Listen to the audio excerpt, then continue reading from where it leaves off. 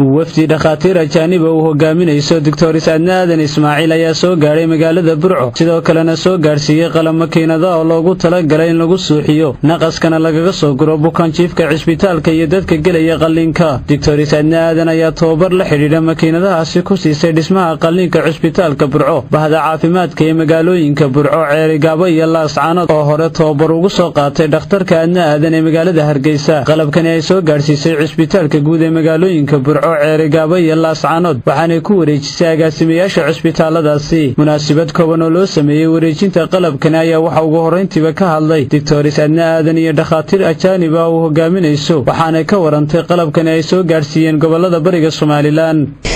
cisbitaalka waad ogtihiin cisbitaalkan aan ku dambaabay Hargeysa qalliino badan baan ayaa lagu sameeyaa geeska Afrika oo dhan baa looga yimaadaa caruur iyo waayeel rag iyo dumar intaba waa loogu shaqeeyaa. waxa dhibaato weyn naga soo gaari jirtay nidaamka suuxinta qofka la qalayo ayaa dhibaato naga soo gaari jirtay. waxay kalifi jirtay in dhakhaatiirta ajaanibka dibadda nooga timaada ee dadka qalliinada sameynaya inay suuxiyayaashooda iyo qalabkooda soo qaadan jireen. qalabka suuxintuna wax aad u farsamo aad u daciifa uu jajabi karaa kastan buu sii dhex marayaa. qalabkani waa maxay muxuu yahay way lumi karaan.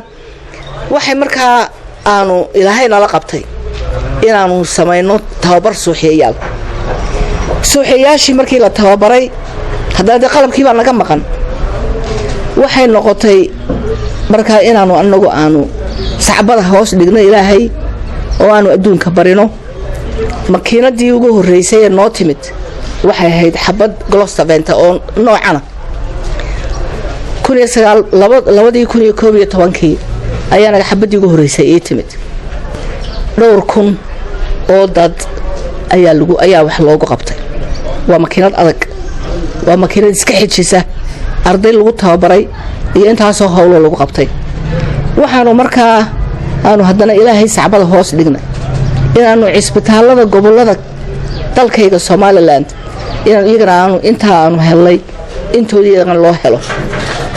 nasiib wanaag sharikadan iyo urur la yiraahdo Safe Anesthesia for Somaliland suuxdin badbaado leh inay helaan cisbitaaladeenna iyo dhakhaatiirteena ayaa intay isu tageen ayaa waxay inoogu deeqeen qalabkan maanta Burco aanu keenay.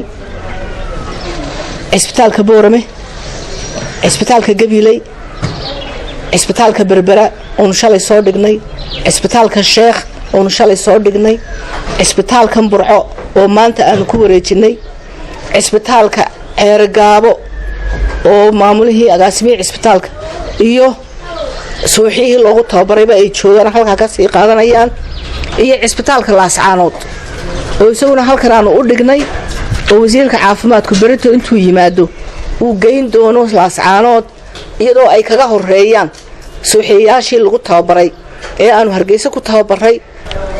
fariinta aan kaga tagayay dardaaranka aan kaga tagayaa waxa weeye Soomaaliland inta ka weyn, Soomaaliland inta soo cisbitaal oo kaliya ma hay in ka badan baa jirta.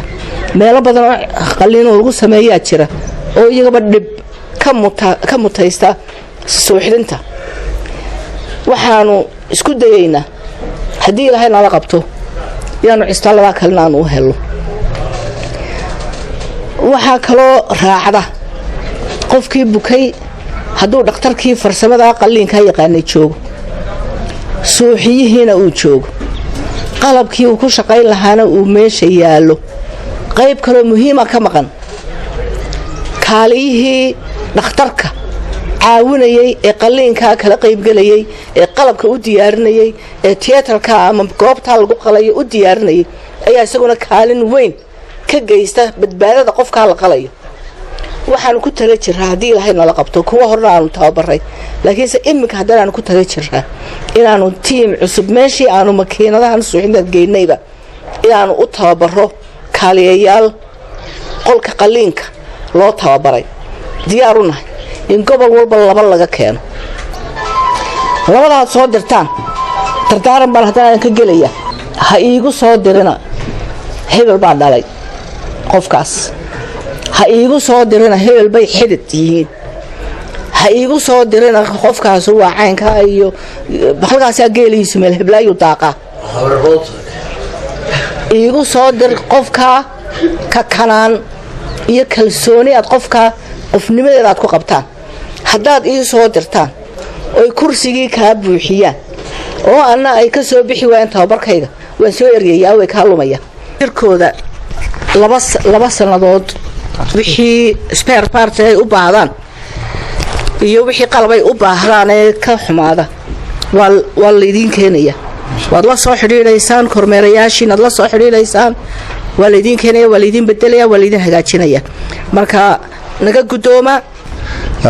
I see it as a very good starting point. Getting these eight anaesthetic machines to the regions is key, and if they are looked after and used properly, we can build on that over the coming months and years. And as we develop further, we can increase the capacity of the anaesthetic society within Somaliland and really build something that is leading the way as far as this area of Africa. So hopefully I will be back in a not too distant future and see that the equipment's being used properly, and then we can try and raise some more equipment to put in even more hospitals around Somaliland. I feel that all of us have a right to access safe anesthesia when we get surgery one or the other time in our lives, and the best way and the only way to do this is to enable our local people to be trained and to be trained well. It's not just a training, but to train them very well, to use the equipment, and not so to safely anesthetize the patients that come on their way. And by doing this, we ensure that everybody in Somaliland is able to access safe anesthesia. sidoo kale waxa iyaguna ka gudoomay qalabkani sidoo kalena ka mahadnaqay qalabkani ay soo gaarsiisay agaasimayaasha cisbitaalada Burco iyo Ceerigaabo oo sheegay inay baahi weyn u qabeen qalabkani ay hogaaminayso Adna Aadan Doctores Adna Aadan oo maanta noogu yimi booqasho magaalada Burco cisbitaalka Burco iyadoo sidoo qalab fara badan oo u sidoo saddexda gobol ee gobolkan Togdheer cisbitaalkiisa iyo Ceerigaabo cisbitaalkeeda iyo cisbitaalka Laascaanood runtii waa alaab muhiim ah oo runtii ku saabsan qalabkan waa qalab mishiino loogu talagalay suuxdinta in lagu shaqeeyo runtii aad iyo aad ay ugu mahadsan tahay sida wanaagsan ay noo soo gaarsiisay waan u mahadinaynaa runtii qalabkan qiimaha badan leh ay noo soo gaarsiisay aniga wax hadal ku sii dheeraanaynin waxaan leeyahay waanu ka gudoonay qalabkan waanad ku mahadsantihiin waxaan aad iyo aad ugu faraxsanahay runtii